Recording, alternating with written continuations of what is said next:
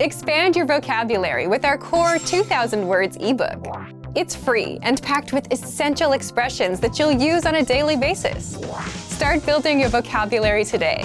Click the link in the description below to download your free English ebook before it's gone. Hi everybody, welcome back to Top Words. My name is Alicia, and today we're going to talk about 10 ways to express fear and surprise. Let's get started. Yeah, you scared me.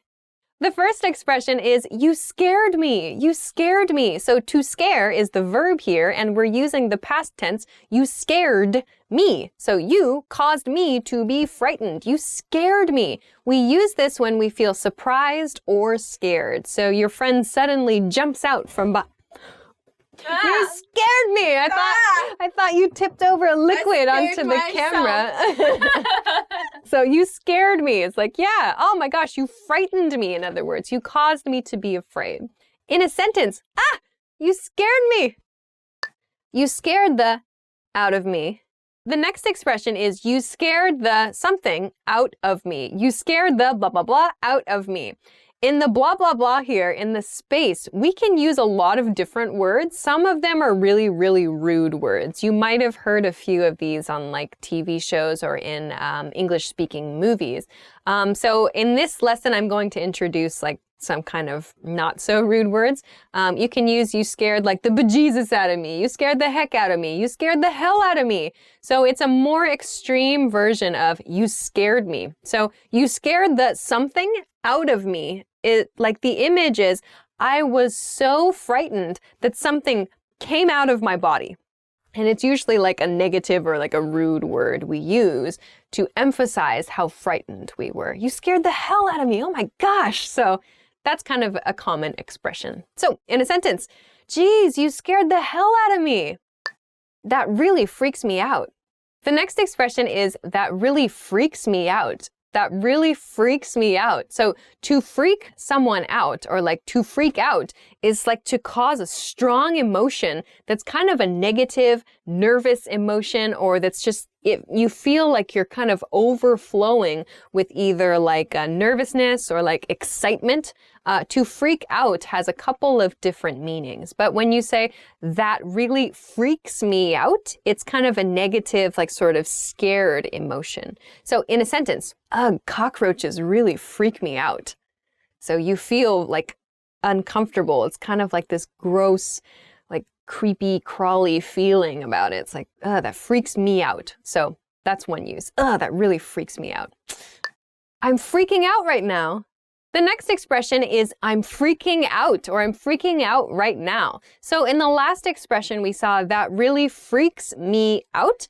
In this expression, we say, I'm freaking out in the progressive tense. I'm freaking out, which means like I'm super, super, super excited, or I'm like super, like I have so much energy about something. So freaking out sounds kind of like a nervous activity, but we can use it for like exciting things as well. I can say like, oh my gosh, I forgot my car keys. I'm freaking out right now. How am I going to get home? We can use it to express like nervousness or anxiety, but we can also say something exciting like, you got tickets to Beyonce? I'm freaking out right now. Like we use it in a very positive way sometimes as well. So you can kind of choose depending on your emotion. Are you afraid, or are you excited, surprised?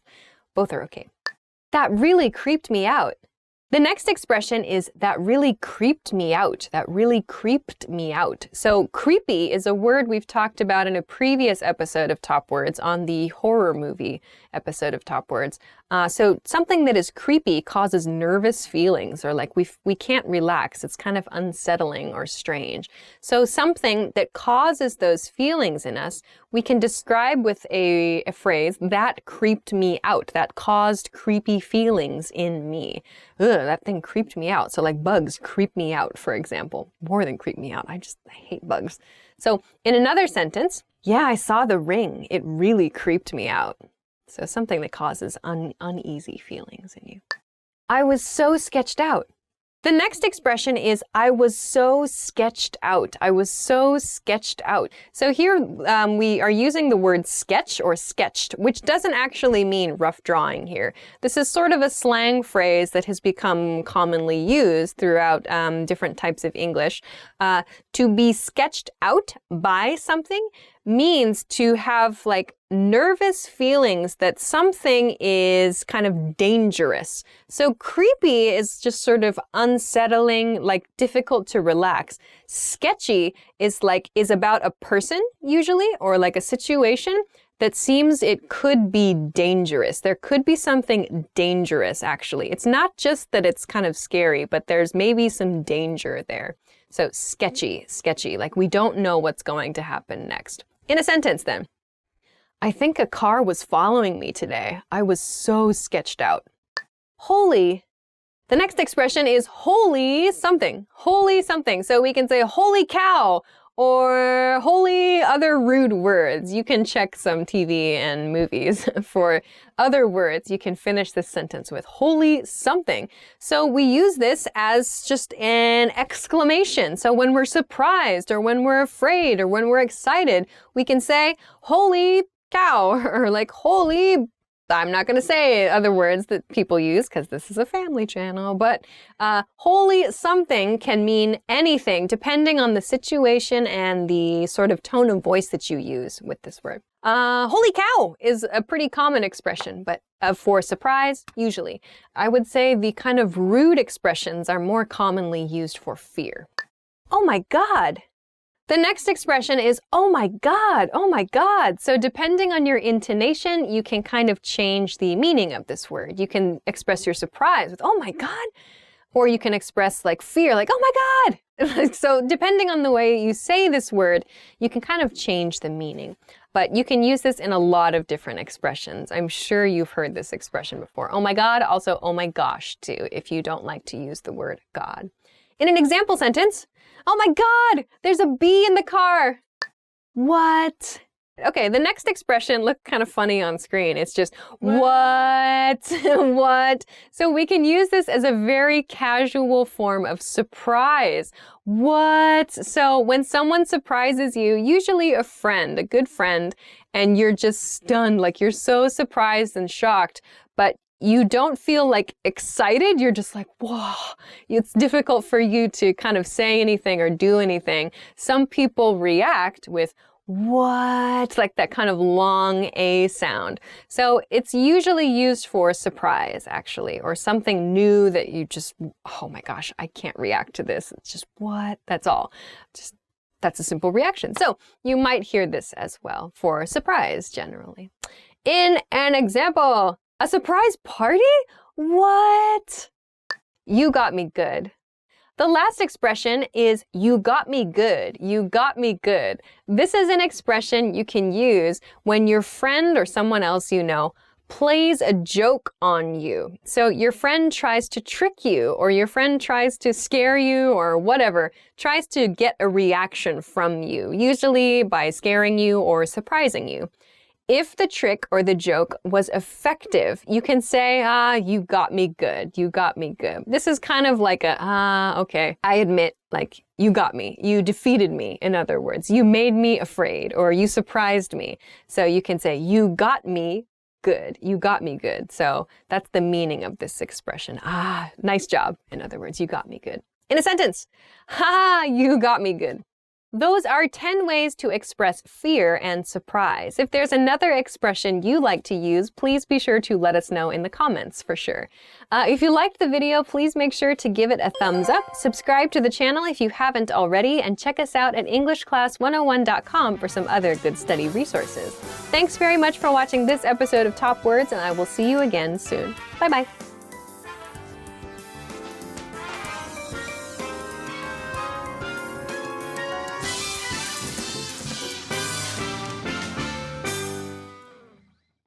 Hi everybody, my name is Alicia. Welcome back to Top Words. In this lesson, we're going to talk about 10 contractions you should be using. I recommend these because if you don't use the contracted forms of these words, you might sound a little stiff. So to sound a little more natural, these are some good contractions for you to use. Let's go. Dunno. The first contraction is dunno, dunno, dunno, dunno, dunno. So dunno is a very casual contraction. It's not really like an official contraction, I suppose. You can write it D-U-N-N-O, but it means don't know. I don't know sounds kind of stiff. I don't know. I do not know. But I don't know. It sounds much better. Native speakers usually say dunno instead of don't know or do not know. Dunno. In a sentence. I don't know. What do you want to do? Wanna.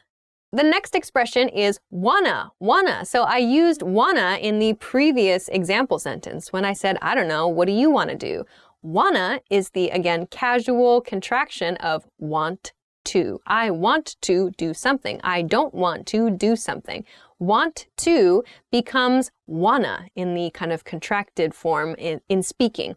Keep in mind that although we can use wanna in like casual text, it's typically better to use want to in more formal text. In a sentence, what do you want to do this weekend? Gotta. The next one is gotta, gotta. So gotta is got to, which means have to. So I've got to do something and I have to do something. But actually, we have this expression, I gotta or he's gotta, that we use instead of I've got to or I have to. So gotta expresses needs, like I gotta go, I gotta go. So in another sentence, I gotta go to work tomorrow. I've. The next contraction is I've. I've is the contracted form of I have. And of course, this V sound can be attached to others as well. So like I've, she's and he's takes an S sound, they've, we've as well. So it's this V sound in the contracted form, which refers to the have or has ending as in the present perfect tense. So I've. Make sure to use this I've form instead of I have in your speech to sound more natural. In a sentence, I've been so tired lately. He's, she's.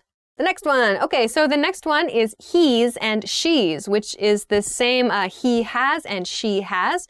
But we can also use this as he is and she is. So depending on the grammar of the sentence, he's and she's could mean he is or he has, and she is and she has. So this means you need to pay attention to the grammar overall of the sentence. For example, he is funny.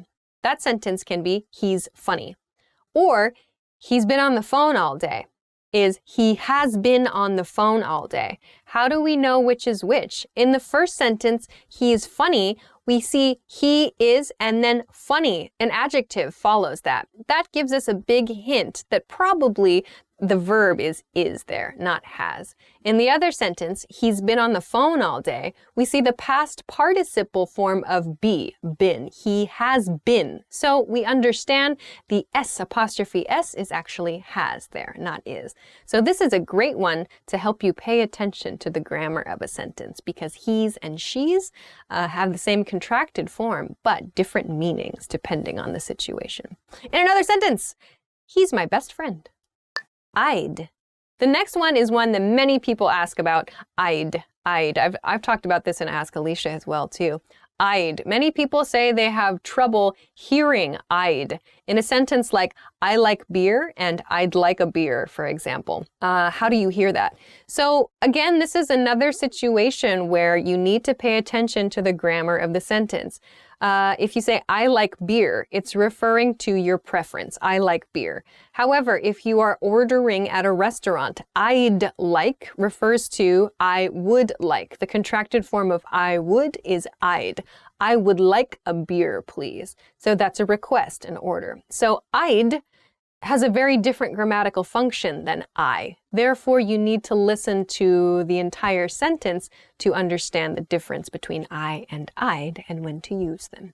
So I'd. And of course, with different subjects, we'd, he'd, she'd, they'd, and so on, you'd as well. It's that kind of soft D sound at the end there. So try to listen for that, and of course, try to use the contracted form too. In a sentence, I'd like to order, please. Would've, could've, should've. The next one is actually 3 words that are all very similar. They are would've, could've, and should've. the non-contracted forms are would have, could have, and should have. So we use these to talk about past events. So I would have gone to the party if I had had time, for example. Or I could have helped you if you called me. Or I shouldn't have. Oh, that's a nice one. The negative form. Shouldn't have. Shouldn't have is the negative form. I shouldn't have drank so much last night. So should have becomes should have. Should not have becomes shouldna. Shouldna. I've talked about this in Ask Alicia as well, too. But would have becomes would have. Therefore, would not have, wouldn't have. Same thing with could have, couldn't have as well. Should have, shouldn't have. So these are all kind of contracted forms that sound much more natural when you're speaking. So these are kind of past tense examples, but they have lots of different uses too. So wouldna, couldna, and shouldna are the most natural ways to say these words. Could not have, would not have, should not have. Yeah. Could not, would not, should not. All right, in a sentence. I should have worked harder yesterday. Then I could have finished earlier today. Lemmy. Number 8, the next one is lemmy. Lemmy. Michael talked about this in an episode of English Topics many years ago.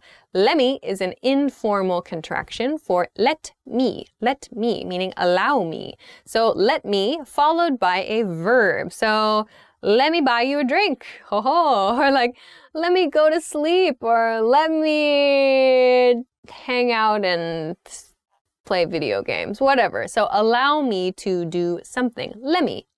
We can use this with other subjects like, just let him work, or just let her sleep. So that same sort of le sound is preserved, let him or let her, but the middle sound is kind of cut a little bit, is sort of contracted somewhat. But let me becomes lemmy. In a sentence, let me make you dinner. Gimme. The next expression is gimme. So similar to lemmy, which uses me at the end, we have gimme, which means give me something. So give me a moment of your time could be give me a moment of your time. So the contraction there, it decreases the distance between those two words. The v sound disappears. Gimme from give me. In a sentence, give me a few hours, I'll get back to you. It's. The last contraction is it's. So similar to he's and she's, which we talked about before, it's with the apostrophe S here, I should note, can refer to it is or it has. Again, we need to pay attention to the grammar overall of the sentence. So like, it's a dog is it is a dog, or it's been a long day. That case is it has been a long day. So again, we need to look to the verb that follows the expression to determine is it a has or an is. So in my first example, it's a dog. We see a noun there. Dog is a noun. It's a dog. In the second example, it's been a long day. We see a verb there. So we know it should be has. That past participle is a great hint. So please pay attention to it's as well. Try to use it's instead of it is. It's my favorite song. All right, that's it. So those are 10 contractions that you should be using. I hope that you can use these and listen for these as well. If you have some other contractions that you think are useful or that you try to use a lot yourself, please let us know in the comment section below this video. If you liked the video, please make sure to give it a thumbs up, subscribe to the channel if you haven't already, and check us out at EnglishClass101.com for some other good resources. Thanks very much for watching this episode of Top Words, and I'll see you again soon. Bye-bye.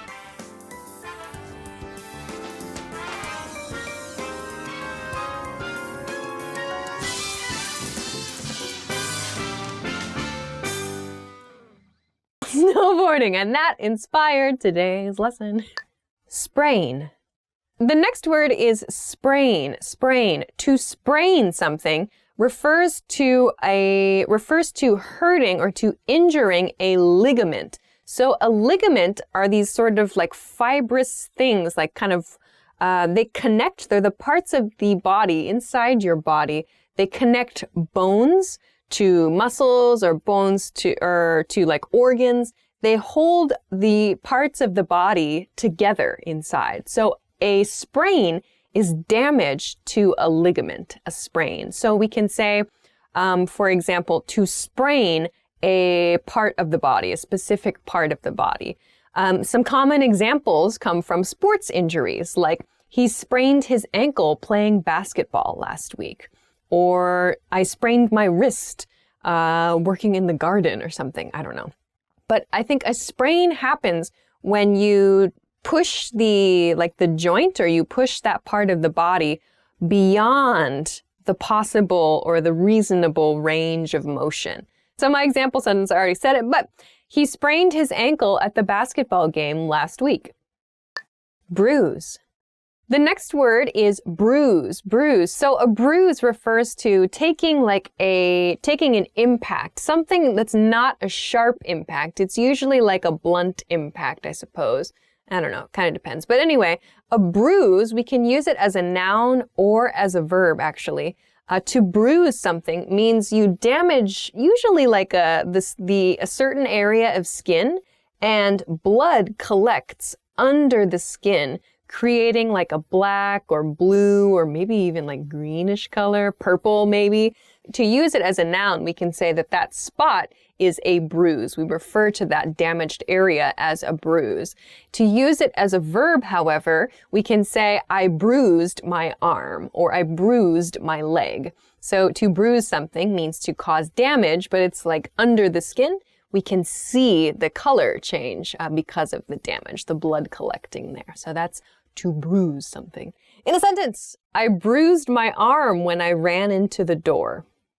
Cut.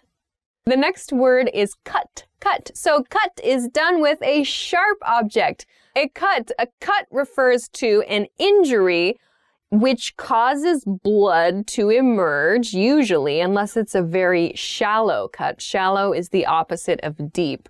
So a cut is caused by a sharp object. So a knife is probably the most common thing that comes to mind when talking about cuts.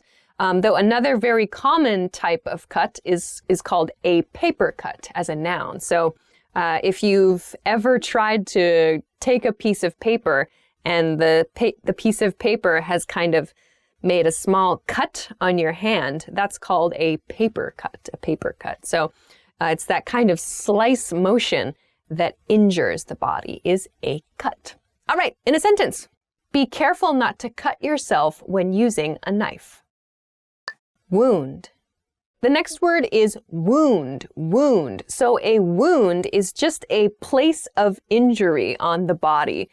We have a couple of different words we can use to be specific about wounds. They're like an open wound and a closed wound, I suppose you could say. But usually people say things like don't touch open wounds. So an open wound is usually like a fresh wound. So something has been recently damaged on the body, recently injured, and the wound is fresh. Maybe we can see blood, or maybe we can see into the body or something.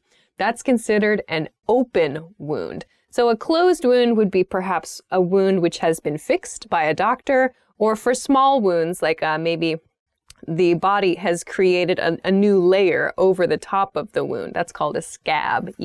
Ew, scabs, ew. But that's not an open wound then, but we should still care for it. So a wound is a place on the body that is injured in some way, a wound. That's used as a noun. We can also use wound as a verb, which means to hurt something. Like, I wounded my arm. But wound is not so common, I think, in everyday speech. Instead, we use the verb hurt. I hurt my arm, but I'll talk more about this later. So, in a sentence, don't touch open wounds. Injure. The next word is injure, injure. So, I've been talking a little bit about the word injure. To injure means to hurt a part of the body. So to injure your arm, to injure your head, to injure your neck. These mean to take damage on that part of the body, to injure something. So it's typically a bad thing to injure something. The noun form of this word is injury, injury. So I have an injury. We use this word more with perhaps sports, I guess military, yeah, I guess so. But for everyday, like just small, I don't know, for small injuries, I suppose, like paper cuts, for example, or like maybe a cooking accident, I suppose we don't really say injury. We'll use the verb hurt, actually. Again, I'll talk about that word a little later. But injury is damage, taking damage to a part of the body. In a sentence, she injured her shoulder this morning. Tear. The next word is tear. Tear. Be careful. This word is spelled T-E-A-R. It looks like tear, but used as a verb, it is tear. Tear, to talk about an injury. So a tear, if you can imagine like a piece of paper, when we want to separate it into two pieces, we can tear the piece of paper. Now imagine that same idea, but with a muscle in the body. Ugh. So a muscle tear refers to that kind of damage to the muscle. So quite painful, I think you can imagine. So to tear a muscle requires, some serious recovery time, I imagine. I have never torn a muscle. Yeah, that's a good point. The past participle form is torn. Torn. Have you ever torn a muscle? Or the past tense is tore. I tore my shoulder muscle last week. I don't know. Awful. Yeah. In a sentence, tearing a muscle is painful. Pull.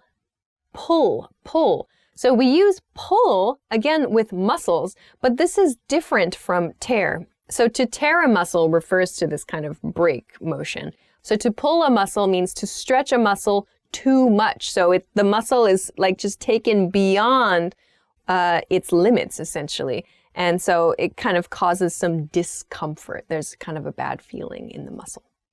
In a sentence, I think I pulled a muscle. Ouch. Dislocate. So here we see the word locate referring to location, and dis, which means not, in other words. So to dislocate something refers to removing a part of the body from its correct position and shifting it slightly. So this is something that you hear with joints. So a joint is a part of the body where two things come together. So for example, a shoulder, we can talk about the shoulder and dislocate together. So if we say a sentence like, I think I dislocated my shoulder, maybe the correct position of part of the shoulder is to fit into another bone like this. But maybe dislocating the shoulder means like it moved this way. Or I don't know how to dislocate a shoulder. But either way, the correct position is here. The dislocated position is maybe here or here. I don't know. So the bone is not broken. There's no crack. There's no break there. It's just a shift in position. So the word we use is dislocate, to dislocate something. In a sentence, he dislocated his shoulder and popped it back into place. Hurt. To hurt something. I've talked about this verb a few times already in this lesson, but to hurt means to injure or to wound. It's like the very general verb that we can use to describe all damage to the body. So hurt generally means kind of a small injury. Like, I hurt my finger, I slammed it in the door, or I think I hurt my arm playing tennis last week. We usually use this for kind of minor injuries, not such big injuries. So in this case, for example, if I say I hurt my wrist, it sounds a little too minor, actually. This is probably a more severe injury. I would probably say, I broke my wrist. I would use something very specific instead of hurt. To refer more generally to just small, everyday damage to the body, you can say hurt. We also use this word to refer to pain in the body too. Like, ow, my arm hurts. Ow, my wrist hurts. Instead of saying painful, we use the verb hurts more often. So it's less natural to say, my wrist is so painful. Instead, we say, my wrist hurts. It hurts is better than painful. So try that out. In a sentence, I hurt myself a lot on accident. So those are 10 words you can use to talk about injuries. I hope that that's helpful for you, and now you have some specific vocabulary to talk about the various ways we can damage our body. If you have any questions or comments, or if you want to share about a time you were injured, please let us know in the comments section below this video. If you like the video, please make sure to give it a thumbs up, subscribe to our channel if you haven't already, and check us out at EnglishClass101.com for some more good resources. Thanks very much for watching this episode of Top Words, and I will see you again soon. Bye-bye. It's kind of a terrible image. Haha, a terrible image. Oh, I'm very sorry. Okay. We can call that a noun. What? We can call that a noun. This is a noun. No. It's a purple noun. I gave myself a purple noun when I ran into the door.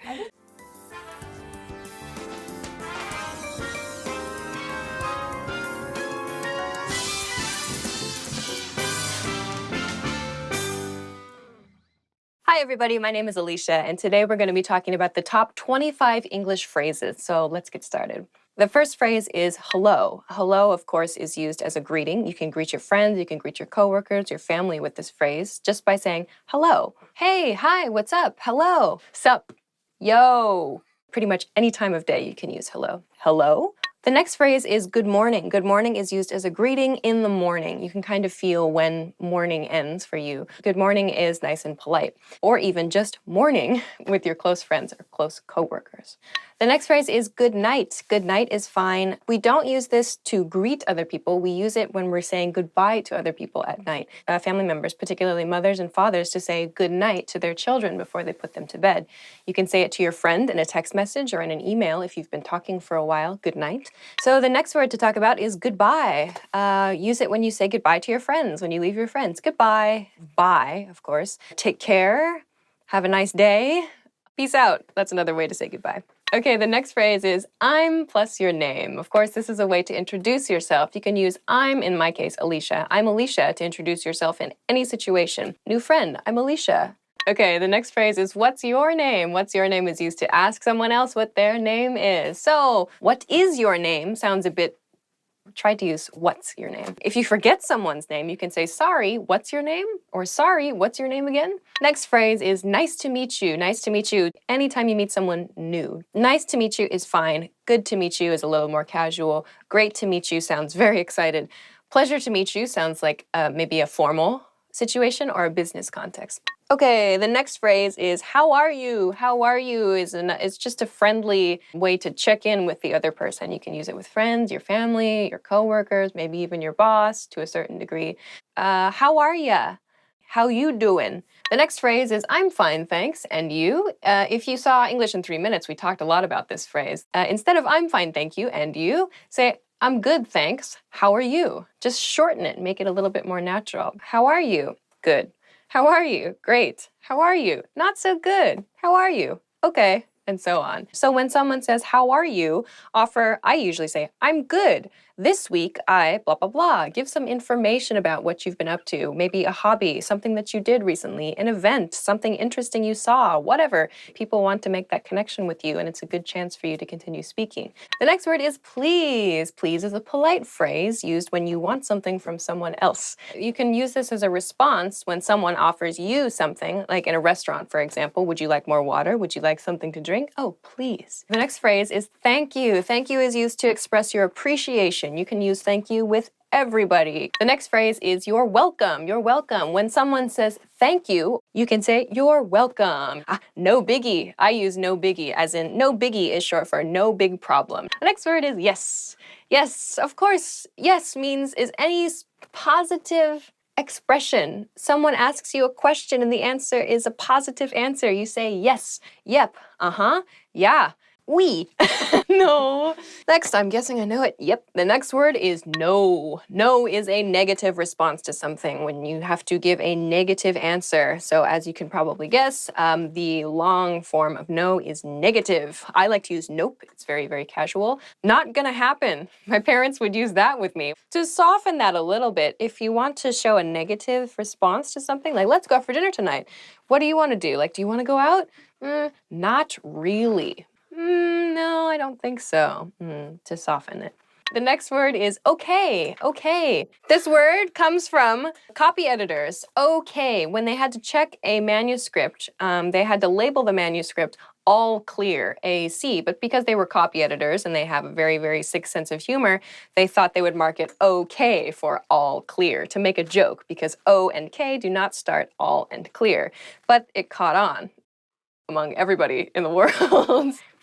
Anyway, okay is used to agree with somebody else. Well, it can be used actually to express a positive or kind of a slight negative, I feel. Transitioning in your conversation, you can say, okay, now we're going to talk about blah, blah, blah. Okay. The next phrase is excuse me. Excuse me, it's used to get someone's attention in English when you don't know the other person. For example, in a store, a supermarket, maybe a stranger on the street, you need to ask directions. You can use excuse me. You can use excuse me in the supermarket. Excuse me, can you tell me where the hot sauce is? If you've done something rude in public, you can use excuse me. I personally do not do rude things in public ever. I'm sorry is the next word we're going to talk about. I'm sorry is used to apologize. When you have made a mistake or someone you know has made a mistake and you're connected to it, or you just feel bad, you can use I'm sorry. You made a mistake at work. I'm sorry. You forgot to feed your cat. I'm sorry. Sorry about that. You bumped someone next to you. Oh, sorry. What time is it is the next phrase when you need to check what time it is. What time is it? When you ask someone else what time it is, maybe you say this to yourself too. Check your watch, check your phone, check a clock. Pretty straightforward phrase. There aren't really any short versions, so that's an easy one.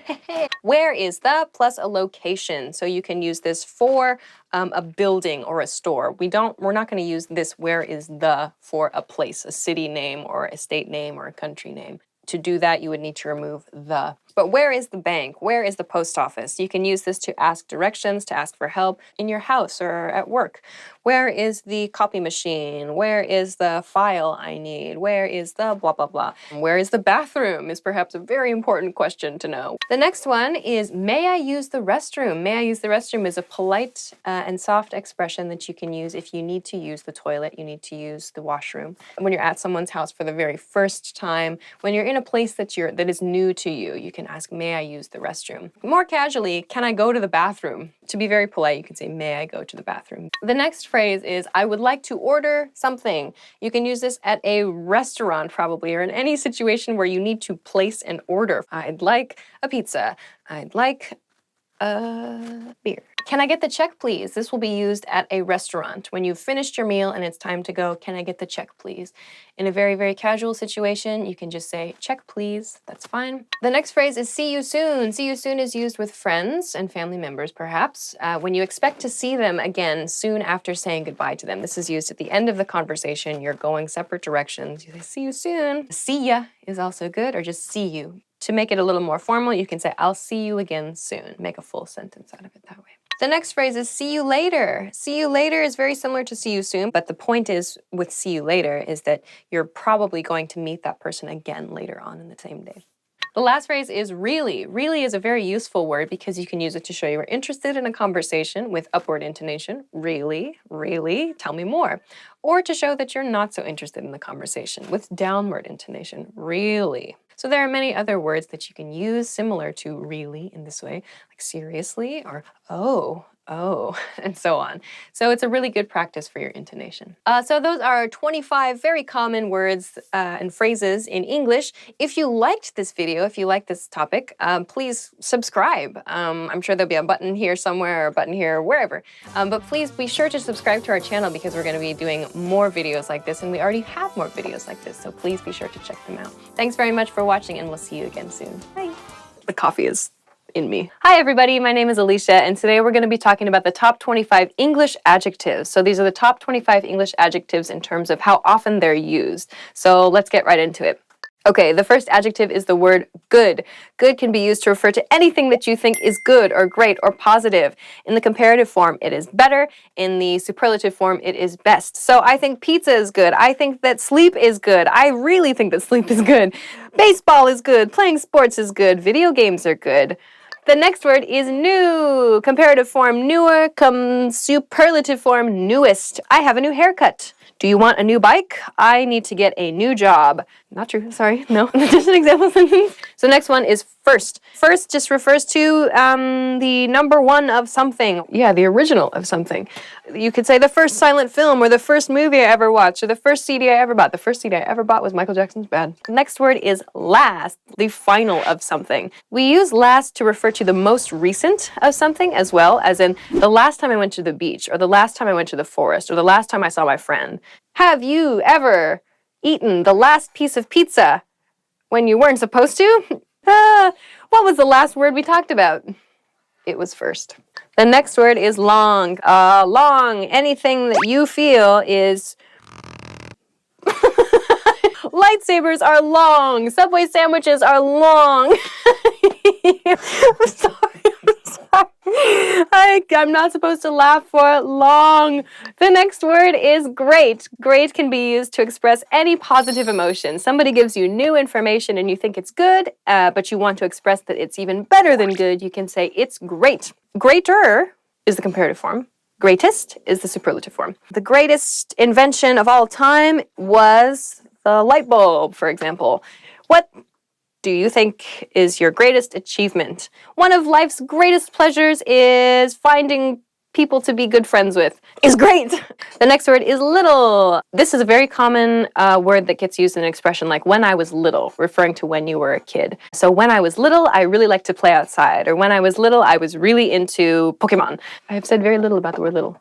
The next word is near. Near, nearer, nearest. You probably know the location of the nearest maybe supermarket to your house or the nearest post office. I live near a very fashionable store. The next word is big. Big is used for anything that is large in size or large conceptually. So for example, you can say an elephant is a big animal, or in terms of concept, you can say, let's see, that fashion is really big right now, or that artist is really big right now, and that refers to popularity. Big movies are exciting to watch with friends. Do you have any bigger sandwiches? I'm really hungry.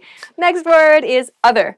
Other just refers to something else, something different from what is currently happening. The other thing, the other person. My other friend is a DJ. My other friend is a cook. My other friend is a dancer. My other friend, I have very interesting friends. What other things have you done with your life? The next word is old. Old, it can be used to refer to people. It can be used to refer to animals, to art, anything that has a long history. So maybe I like old movies, or I don't like old art, or I think my grandpa is really, really old. This is getting old. The next word is right. This can be used to refer to the direction, right, as in the opposite of left, or it can be used to refer to something that is correct. So in a sentence like, you're right, it means you are correct. That is the correct answer. It can also be used to mean right, as in make a right turn. But you'll have to listen to the context to decide which meaning is the true meaning. This is not right could mean something that's not fair or that you disagree strongly with. This is not right. The next word is high. High refers to something that is very tall, very way up somewhere. So many people might say, like, I have a fear of high buildings, or I have a fear of high places. It can also, in the comparative form, just refer to something higher or taller than something else. Highest, meaning the most high. Squeaky level is high. I like high volume music. The next word is different. Not the same as something else, is different. I think that having many different friends is a lot of fun. Do you enjoy listening to different kinds of music? The next word is small. Small, smaller, smallest. Small and little are extremely similar. I would pretty much use them in the same way. However, we don't say when I was a small kid. We say when I was a little kid, or you can say when I was small. The next word is large. Large and big are very much the same. I will say, though, that large is used on clothing sizes. Big is not. When we talked about big, we talked about how big can be used to refer to something that's very popular. Large is not used to refer to something that's popular. Large is used for sizing, I feel, only. So, like, a house can be large, but it's used to refer to, like, the physical size of something. Large and in charge. Large, larger, largest. This is the largest hippopotamus in the zoo. I have to go. The next word is easy. Easy is the next word. Easy, easier, easiest. This is a good one that you can use anytime something seems very simple for you. For example, this test is easy, or that was the easiest thing I've ever done, or I hope this test is easier than the last test. Oh gosh, don't call a person easy, Alicia. Don't ever call a person easy unless you're trying to be really rude. My driving test was really easy. Or what's the easiest language you've ever studied? The next word is difficult. Difficult is something that seems hard to do. What is the most difficult thing you've ever had to do? The most difficult thing I've ever had to do was move to a different country. The next word is young. Young, younger, youngest. Come on, guys. Younger generations have a lot of new technologies to experiment with. Young The next word is important. Important, more important, most important. What is important to you? I think that practicing another language is more important than playing my banjo. I don't have a banjo. You can find something that's important to you and put your time into it. I think drinking a lot of water every day is important. Putting on your shoes before you leave the house is very important. I have to go. It's very important that I go. Next word is interesting. Interesting. Anything that you think is cool, anything that you find that makes you go, ooh, is something that's interesting. I think that this type of music is the most interesting type of music. Your mom is interesting. The next word is short, short, shorter, shortest. I am the shortest person in my class. I'm the shortest person in the room. Short just refers to something that is not long, so it can refer to a size or it can also refer to a concept, as in a length of time. So like, I'm going to travel abroad for a short period of time. Bad. You know I'm bad, you know it. Bad, something that is not good. Bad food will give you bad feelings in your stomach. You're a bad dog. Who's a bad dog? You're a bad dog. The next one is boring. Something that is not interesting. Something that does not make you go, ooh, but something that makes you go, huh. The most boring story I've ever heard was a story about a tomato. If I don't do anything, this will be really boring. Oh, far, referring to distance. Something that is not near to you is far. How can I go farther? Far. The farthest I've ever run is 7 kilometers. I'm not a runner. Okay, that's the end of the top 25 English adjectives. You've probably used these if you're studying English, and if you haven't, try to experiment with them and see what kind of interesting sentences that you can make up. Try to use the normal form and the comparative form and the negative form and the superlative form. You can express a lot with just these 25 words, so give them a try. Thanks very much for watching us in this lesson, and we'll see you again soon. Bye! Hi everybody, my name is Alicia, and today we're going to be talking about the top 25 English nouns. These are the top 25 most commonly used nouns in English, so let's get started. The first noun is the word name. Name, of course, is used in common questions like, what's your name, my name is, and so on. My favorite actor's name is Harrison Ford, something like that. Say my name, say my name. The next word is time. Time is used, of course, to express the point in the day. It's used in questions like, what time is it? Can you tell me what time it is? I don't have any time lately, if you're really busy. Have you any time? It's time for my favorite show, House of Cards. Kevin Spacey is cool. The next noun is man. Please be careful, man is one of those words that has an irregular plural form. When you need to use the plural of the word man, you should say men. Do not say mans. It's very funny, but don't say it. Who's that man? Or what's up, man? You can use man with men or women, interestingly enough.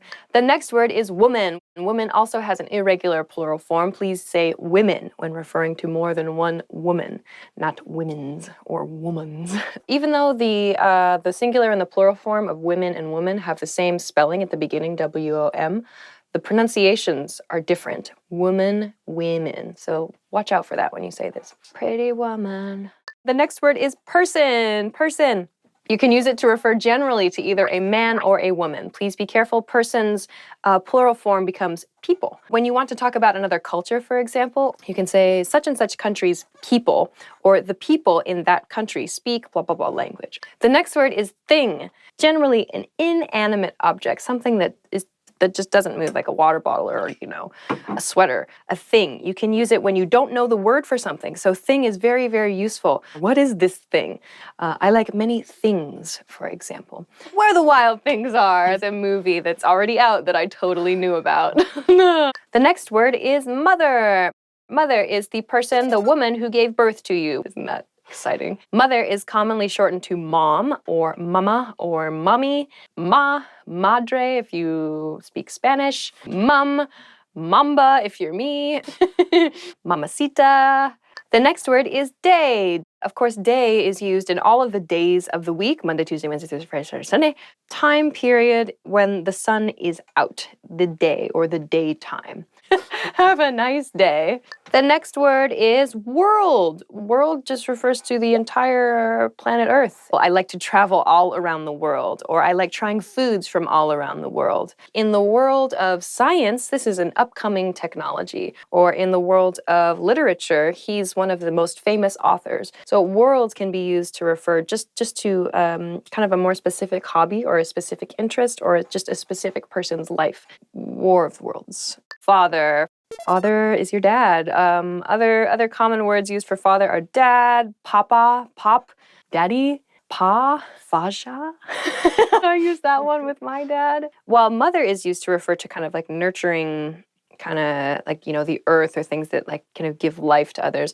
Father, at least in my mind, there's kind of this image of someone who's a little bit more strict in your life. The next word is sister. A female sibling is your sister. You can also use sister for a female person that you feel very, very close with. So I might call my female friend, I'm very close to, my sister.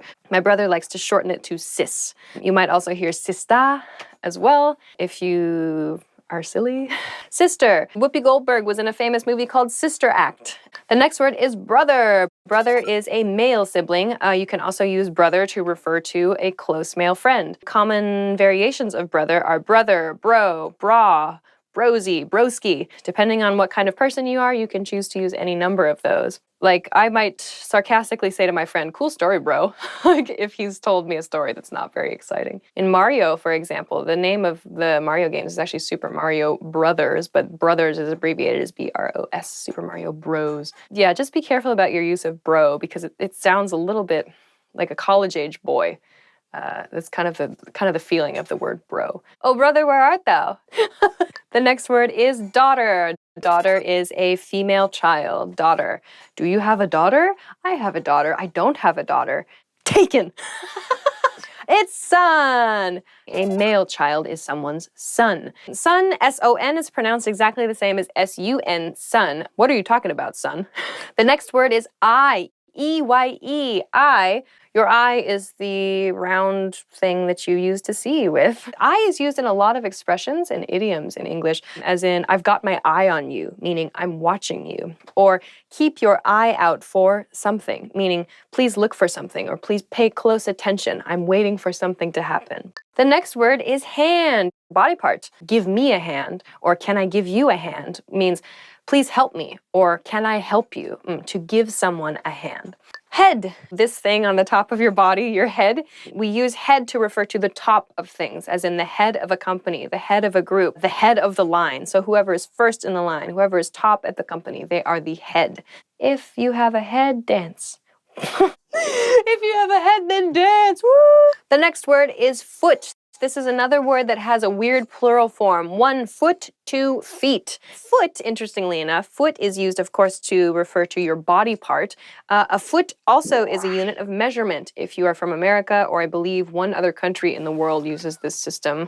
Sorry, we're not on board with the metric thing in America. But foot is 12 inches, about this long. So if head refers to the top of things, foot is used to refer to the bottom of things. If you've written a paper on Microsoft Word, for example, at the very bottom of the page, there will be a space called the footer, meaning the bottom, where you can put little notes to your reader. The next word is place. Place can be used to refer generally to a location, commonly to refer to friends' homes or apartments. Let's go to your place, or can we have the party at your place, is a little bit more natural than I want to go to your house.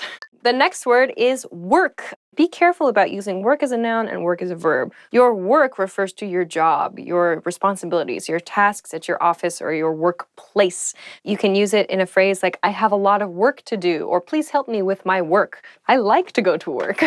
It can be used to just refer to anything artistic in general. So it can be a painting, it can be a building, it can be a sculpture, it can be, I don't know, whatever. Anything artsy can be referred to as work, as in, I really like that new work by that artist, or did you see so-and-so's new work? Twerk. The next word is week. Week refers to the 7-day period that we have decided is 1 week here in the modern world. Commonly used in expressions relating to your activities, as in I go to the gym once a week, or I see my friends twice a week, or I have to work every day of the week. Monday through Friday is referred to as weekdays. Saturday and Sunday, weekend.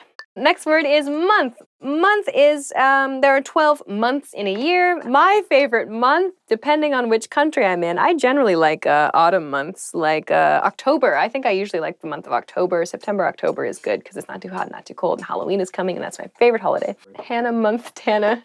The next word is year. Year refers to the time period, usually 365 days. There are leap years where there is an extra day in the month of February. What year were you born? Or I was born in the year of the rabbit, depending on which calendar you like to use. It can be used to introduce a story, as in many years ago I went to blah, blah, blah. Year of the platypus.